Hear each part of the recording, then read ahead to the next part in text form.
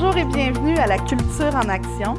Aujourd'hui, samedi le 22 septembre, c'est vernissage. Donc, je vais vous présenter deux expositions, soit l'exposition Highlight Amour, musique et foi de M. Benoît Lévesque, ainsi que l'exposition La Chine en mémoire de Patricia Belle-Rose, Henriette Gagnon, Jimmy Perron et Humberto Pinochet. Bonne visite.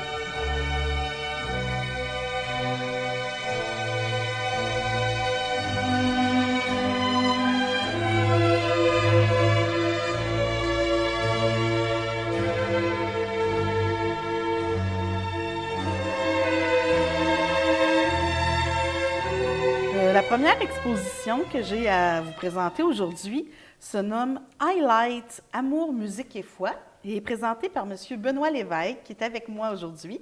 Bonjour, M. Lévesque. Bonjour.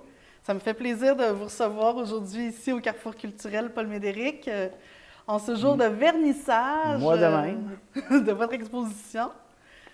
Monsieur Lévesque, premièrement, parlez-moi donc de votre exposition. Qu'est-ce qui vous a amené à vouloir présenter cette exposition-là ici?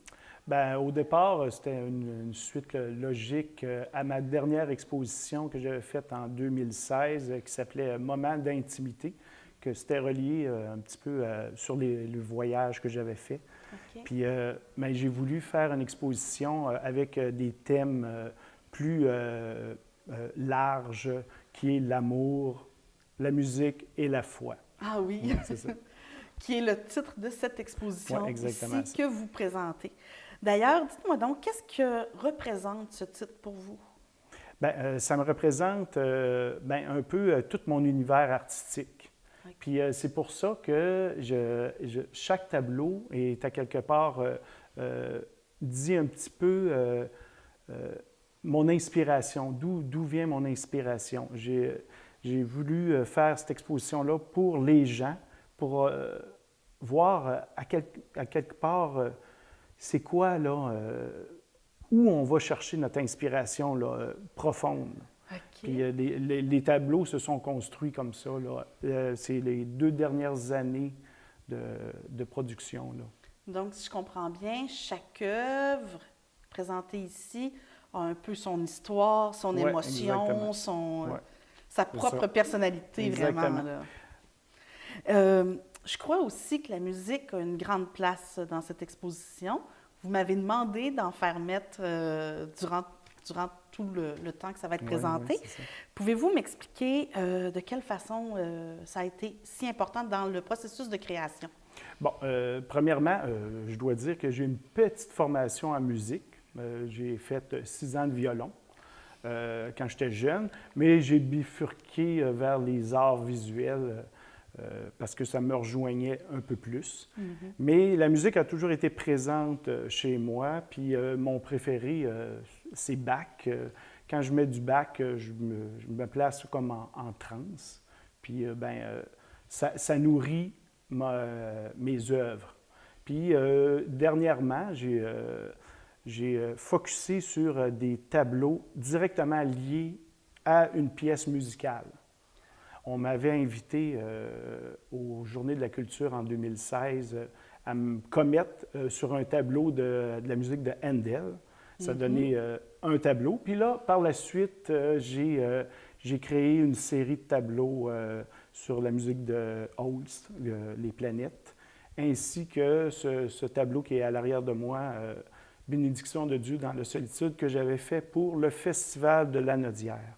Okay. Festival de Lanaudière, qui est le festival à Joliette, un des grands festivals de musique classique. Donc, pour vous, elle est un peu spéciale, l'œuvre qu'on retrouve derrière vous. Oui, c'est ça. Au départ, je connaissais la pièce musicale depuis longtemps. Puis, je voulais offrir ça aux gens du Festival de Lanaudière parce que j'ai fait, pendant un concert de Marc-André Hamelin, j'ai fait une œuvre sur de la musique de Robert Schumann. Pendant qu'il jouait, je faisais une œuvre. Puis là, j'ai emmené une pièce majeure pour les gens, l'auditoire. Puis cette pièce-là, je suis allé chercher les écrits de Lamartine, parce que Liszt a bâti toute sa musique par rapport aux écrits d'Alphonse Lamartine.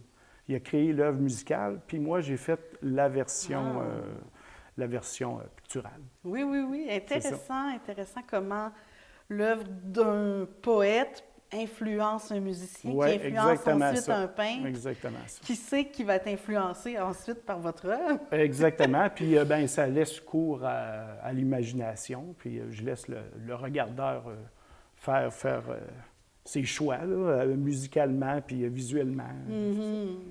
D'ailleurs, j'ai remarqué dans votre exposition, il y a parfois des écouteurs avec des numéros. Comment ça marche tout ça? Bon, comment que ça marche?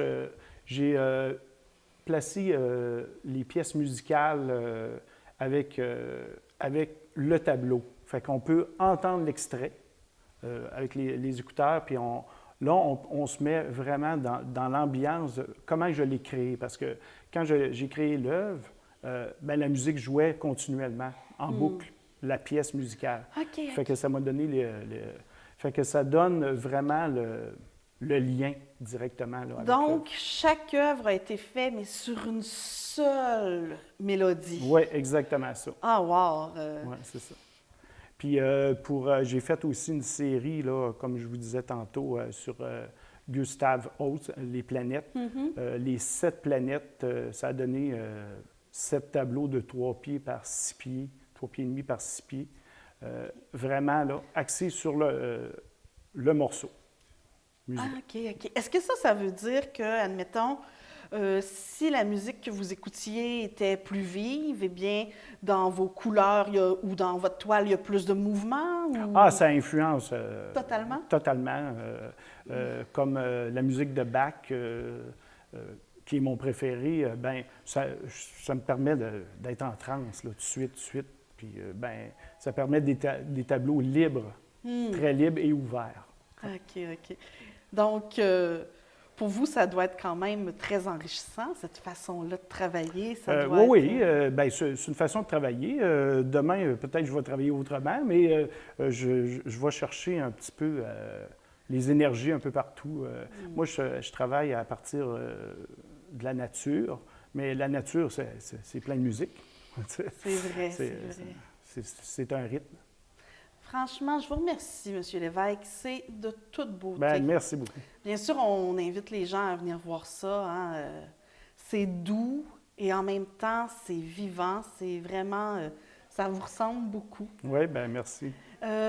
Malheureusement, vu que l'exposition dure seulement 10 jours, ceux qui n'auront pas le temps de venir ici voir votre travail, est-ce qu'il y a moyen de vous contacter ou de voir vos œuvres ailleurs? Oui, moi, je suis représenté par la galerie Art et Style de Baie-Saint-Paul depuis près de 20 ans.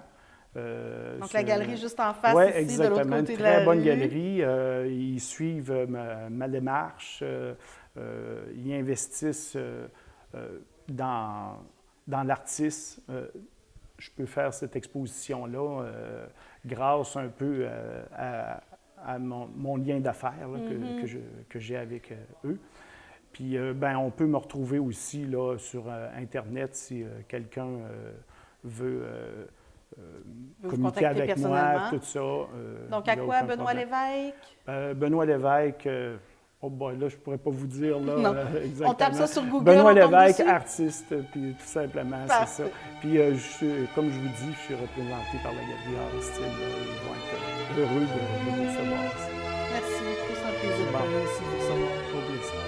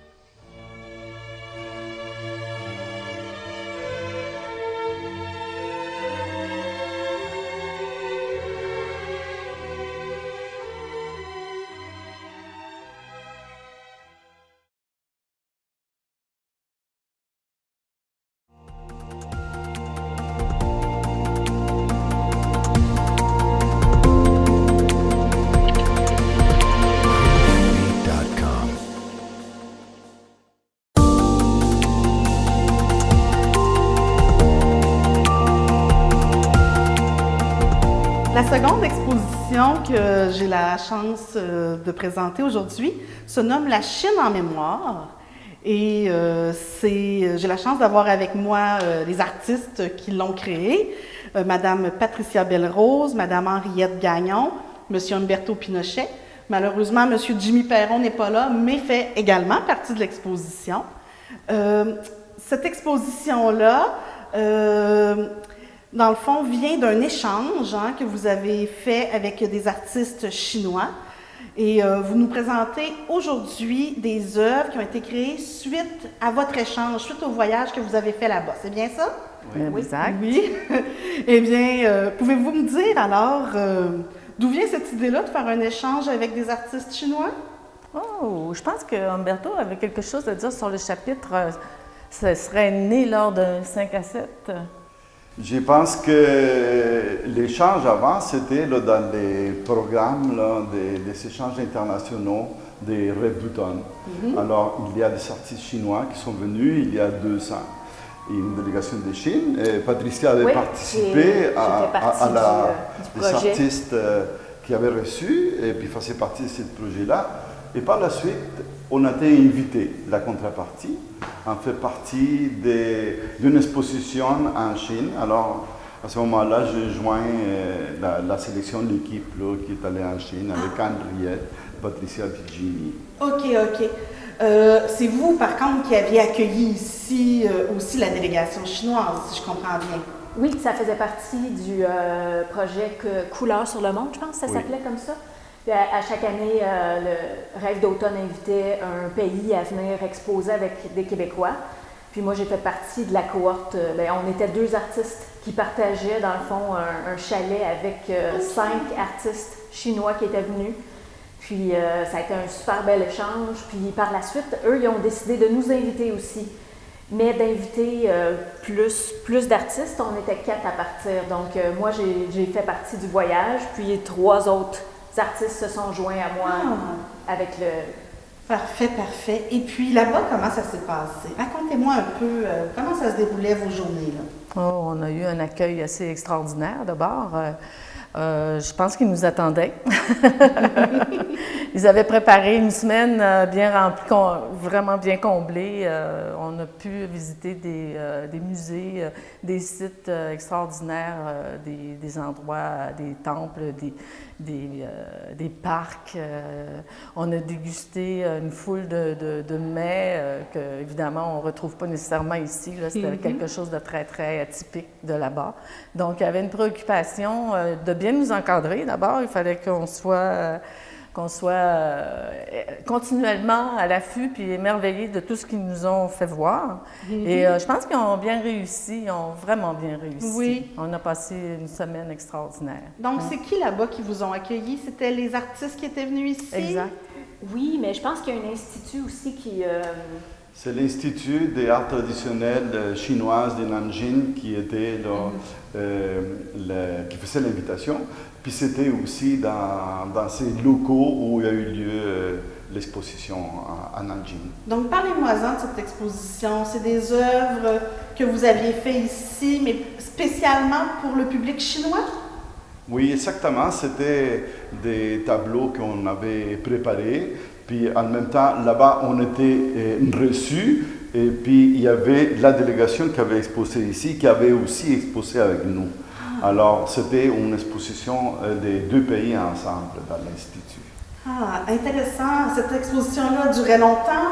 Vous avez eu beaucoup de public. Comment c'était? Vous avez eu un vernissage. Est-ce que ça ressemble un peu à quand, ici, on crée une exposition? Tout à fait, je crois. C'est Oui, dans la même ordre d'idée. Mais je pense qu'ils aiment ça faire quand même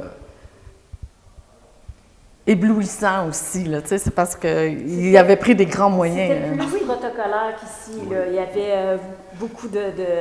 Des détails comme ils ont coupé les Roubaix à l'exposition, il y avait la présence des grands dignitaires, il y avait la télévision, il y avait les consuls du Canada aussi qui en fait partie. Et puis il y avait des hostesses, il y avait les tapis rouges. à l'entrée. Ouais, c'était vraiment... très on nous sont vraiment reçus de façon extraordinaire. En tout cas, on regarde des photos puis quelques extraits de vidéos si jamais vous en avez besoin. On s'en Eh bon, c'est intéressant. Donc, vous avez été reçus comme des rois là-bas, si je comprends bien. Oui, comme il se doit. En fait, c'est ce que j'ai remarqué. J'ai trouvé que la façon dont ils se sont occupés de nous, l'hébergement, tout le plan qu'il y avait pour la visite, on avait l'impression qu'ils nous donnaient le meilleur d'eux autres mêmes. Oui, c'est vrai, exact, oui. En même temps, je voyais aussi là, dans un lieu où il n'y a que des pictogrammes, il n'y a pas un écriteau en anglais, en indien. Alors, tu ne pouvais même pas dire où est-ce que tu vivais. Tu ne pouvais même pas dire à un taxiste de t'amener. Alors, c'était... On allait vers le nord parce que c'était le matin et on avait le soleil du côté est. Là. Puis là, on roulait 20 minutes à 75 km/h. Ensuite, on allait vers l'ouest, vers la ville de Nanjing pour encore une dizaine de minutes. Là, on calculait qu'on était à peu près là, à 70 km de la ville, là, dans un lieu magnifique, entouré des plantations de thé, des forêts de bambou, un lac. Et puis, on était avec un interprète. C'est ce que j'allais dire, il vous fallait des guides, des traducteurs. Et avec un chauffeur aussi, parce qu'on était, les groupes, on était 6, notre délégation, plus l'interprète et plus le chauffeur, qui s'en occupait de nous amener à toutes les invitations qu'on a reçues. Ouais. Vraiment... Tous les matins, le bus nous attendait devant la porte de Dans l'hôtel. les Oui. Je peux deviner quand même. C'était bien orchestré. Là-bas. C'était bien orchestré. Oui. Vraiment. Et puis, comment l'idée de faire une espèce d'exposition rétrospective vous est venue pour que vous me présentiez ça ici aujourd'hui? Je pense que c'est plus Henriette qui est arrivée avec cette idée-là dans ma mémoire. Là. Il me semble que c'est plus toi, puis peut-être Humberto aussi, mais... On moi, je suis était dans comme une une salle cassette. outsider un peu, parce que je suis pas du coin. Fait que je pense que c'est comme plus eux autres qui ont décidé de « Hey, on fait quelque chose? » Oui, puis avec Cathy Martin aussi, qui est la directrice de Rêve d'automne. Je pense que c'était de concert, là, tous les trois, qu'on a discuté d'intégrer ça à la programmation de Rêve d'automne de cette année, qui, évidemment, n'a pas de fait relâche. Et on est quand même très, très content de pouvoir profiter de cette période-là qui, normalement, est assez comblée, est assez bien remplie. Bien, c'est nous maintenant, c'est nous qui devons occuper cet espace-là, puis on en est bien contents. Oui. Ah, ben oui. C'est le fun de se retrouver aussi. Oui, oui, oui. Et d'ailleurs, qu'est-ce qu'on retrouve dans votre exposition? Parlez-nous un peu des thèmes, parlez-nous de qu'est-ce qui vous a inspiré ou qu'est-ce que vous aviez envie de nous montrer? Une foule de choses. Qui commence. Je pense que la Chine, évidemment, là, c'est un pays là, d'une population et d'une immensité incroyable. Nous sommes arrivés là et puis quand tu débarques dans une ville comme Shanghai de 25 millions d'habitants, en fait, là, c'est eux, le futur, c'est nous, le tiers-monde. Alors immédiatement, il y a un choc là, par rapport à stéréotype qu'on a de la Chine. Alors c'est un pays moderne, super, super ordonné, et puis où la police n'a pas de gun, ils te pointent du doigt, il n'y a pas un écriteau sur le mur. Tous les piliers d'autoroute, ils ont des plantes qui grimpent, les édifices qui construisent, ils ont des espaces verts avec des pistes cyclables. Alors l'idée d'une Chine traditionnelle, arriérée du siècle dernier, elle n'existait plus. Alors, on a été comme confronté à ces contrastes entre tradition et modernité, et puis des détails, les choses les plus petites, aux aspects les plus grands aussi de la Chine. Je pense qu'on a été dans les mêmes autobus, on était dans les mêmes promenades, et on a eu la chance de partager aussi ce sujet qui s'est dévoilé devant nous d'une façon différente. Alors, on a 4 visions différentes d'avoir vu cette expérience qu'on a vécue ensemble, et c'est la richesse de l'art aussi. Oui. Est-ce que l'impression qui vous est restée de la Chine, ou de l'art que vous avez eu la chance de côtoyer, de voir là-bas, influence aujourd'hui votre travail ou votre vision? Bien, moi, j'ai senti une réciprocité avec ce que je fais juste parce que j'ai trouvé que, en général, les gouvernements qui subventionnent l'art chinois traditionnel, mais justement, c'est basé sur le respect de la tradition. Puis, dans ce que je fais, tu sais, je suis très traditionnelle dans ce que je fais de pictural, tu sais, oui, c'est ça, fait que je sentais une réciprocité, puis c'est sûr que ça m'a touché beaucoup, ça, de voir qu'ils peuvent continuer à perpétuer la tradition, puis de vivre de ça aussi. Mm-hmm. La place de l'art est très importante, je crois. Parce qu'on a eu l'occasion, comme je le disais tantôt, de visiter des musées. Puis ce qui nous a beaucoup étonnés, à un moment donné, un musée très, très vaste où il y avait un étage strictement réservé pour les enfants. Oh, alors, d'âge scolaire du primaire en allant jusqu'à peut-être début secondaire, ce qui correspond chez nous. Chez eux, je ne sais pas de quelle manière c'est hiérarchisé. Mais c'était impressionnant de voir le travail des enfants. Puis la mise en valeur du travail des enfants, c'est ça qui est impressionnant. C'est très inspirant pour moi qui ai fait un cours en enseignement des arts.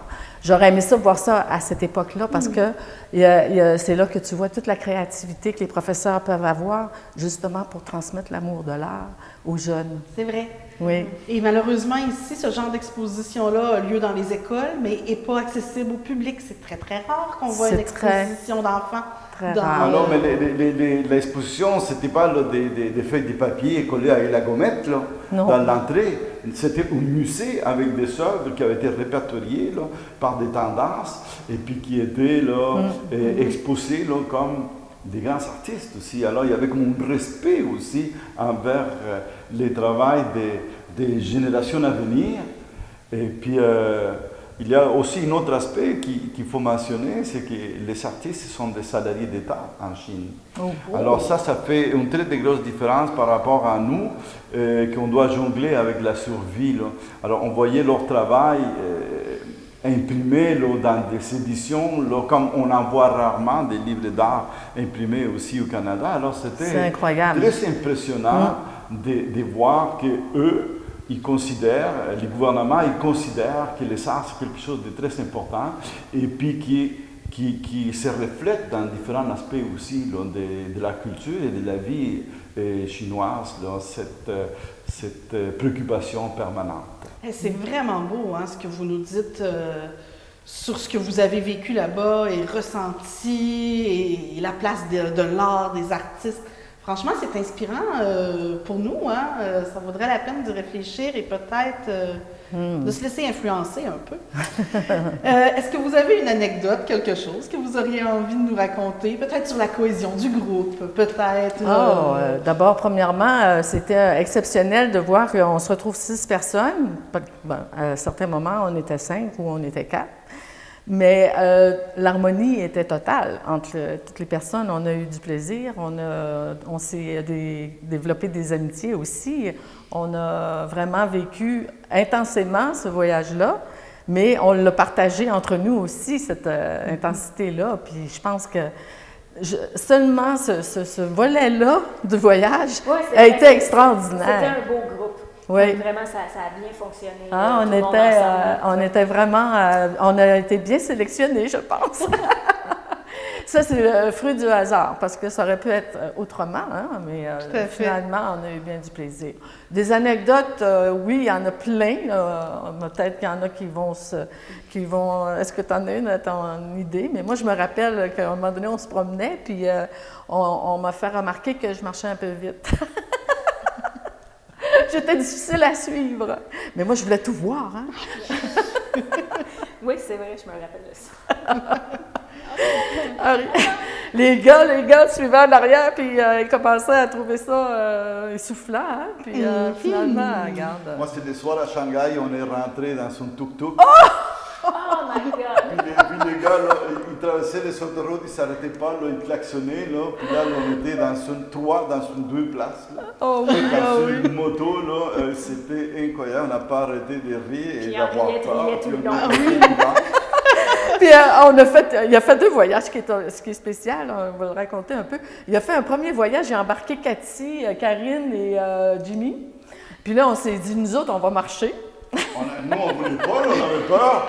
On ne voulait pas embarquer là. C'était une espèce de petit scooter avec un siège double à l'arrière. Fait que là, on a dit non.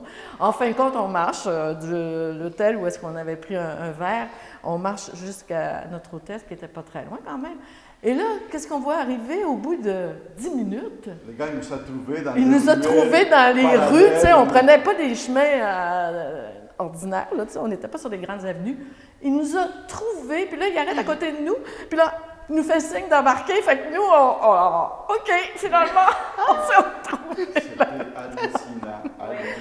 C'est vrai que j'ai ri aux éclats tout le long. En tout cas, je vous remercie de nous donner la chance de mieux connaître l'histoire que derrière ces tableaux-là, d'avoir la chance de les voir aussi. Bien sûr, on invite le public à venir. Ça ne dure pas très, très longtemps, c'est jusqu'au 30 septembre. Ouais. Mais ça vaut vraiment, vraiment, vraiment le détour. Donc, merci Madame Belle-Rose, Madame Gagnon, Pascal. Monsieur Pinochet. J'aimerais moi aussi, puis de la part de mes amis, j'aimerais remercier le Centre culturel, le Carrefour de nous offrir cette belle opportunité-là. Et j'aimerais remercier aussi le Festival Rêve d'automne. C'est grâce à ce festival-là qu'on a pu profiter d'une expérience aussi enrichissante. Merci beaucoup. Merci.